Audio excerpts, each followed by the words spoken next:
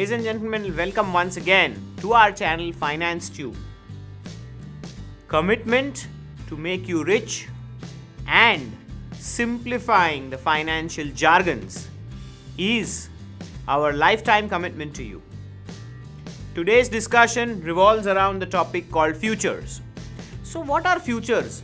What do they literally mean? Well, if I were to go into definition, there's a long one. But future, the word future literally would mean the same thing as it means. We are talking about something that's happening in future. So let's keep the jargons aside and let me tell you a small story.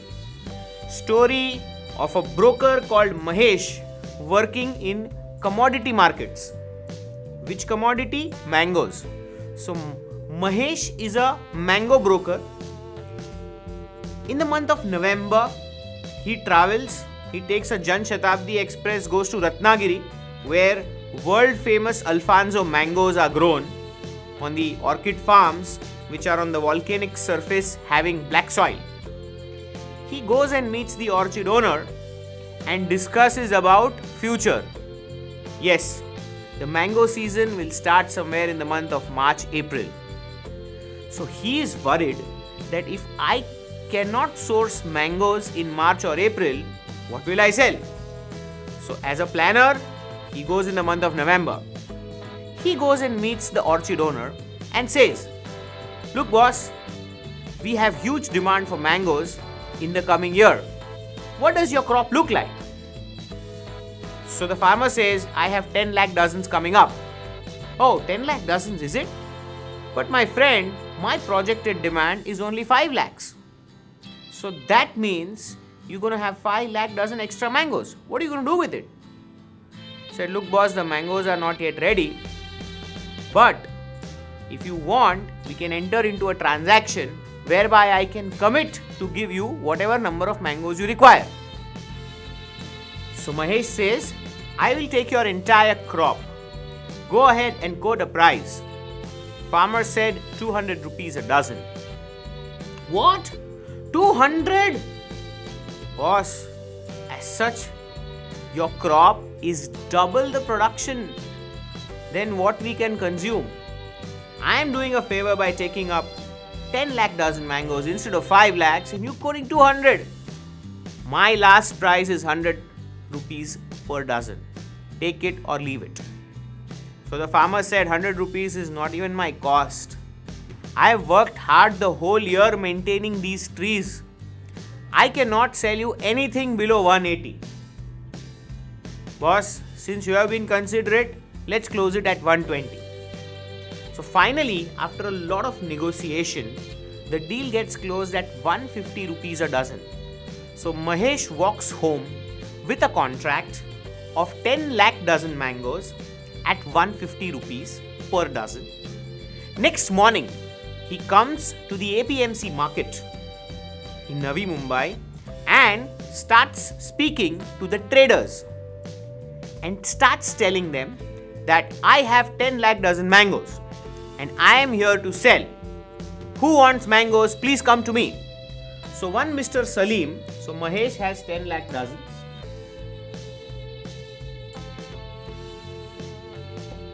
Mr. Salim is a friend of Mahesh and he comes and says, "Boss, I need mangoes to sell next year in my region of southern India.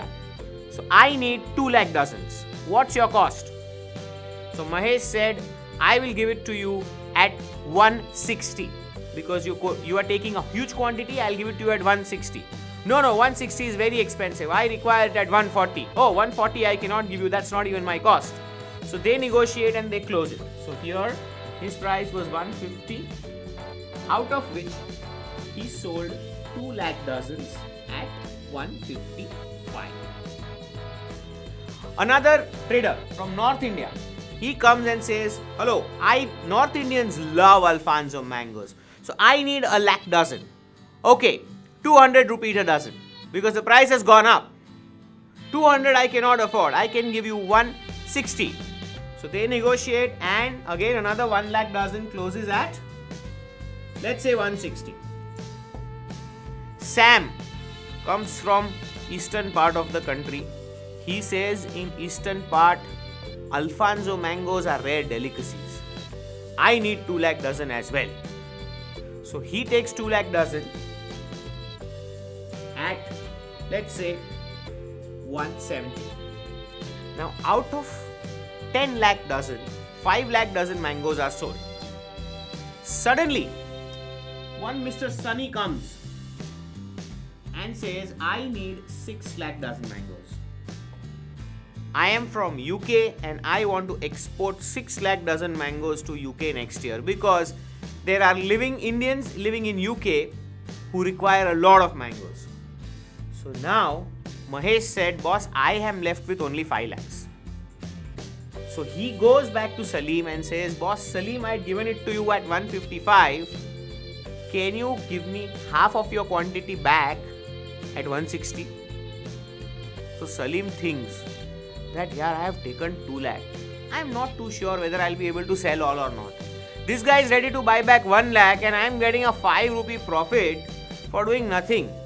So he agrees. So that's how Mahesh is able to close Sunny's order of 2 lakh dozen mangoes at 200 and makes a lot of money. But ladies and gentlemen, my fundamental question to all of you here is, where is the mango?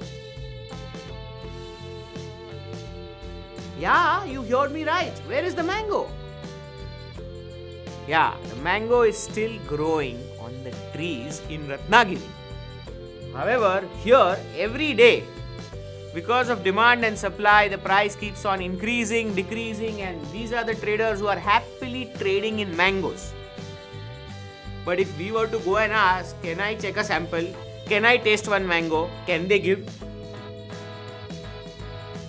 No. This, ladies and gentlemen, is called futures. So what these guys are actually trading in is not mangoes. What they are trading in is mango futures. Now what is a future? Now future is nothing but risk. Think, when Mahesh went to Ratnagiri, why did he go to Ratnagiri? Because he had a buying risk. Mahesh thought that if there is no farmer who will sell me mangoes, what will I buy? So he went to a farmer and the farmer struck a deal with Mahesh. Why? Because he had a selling risk.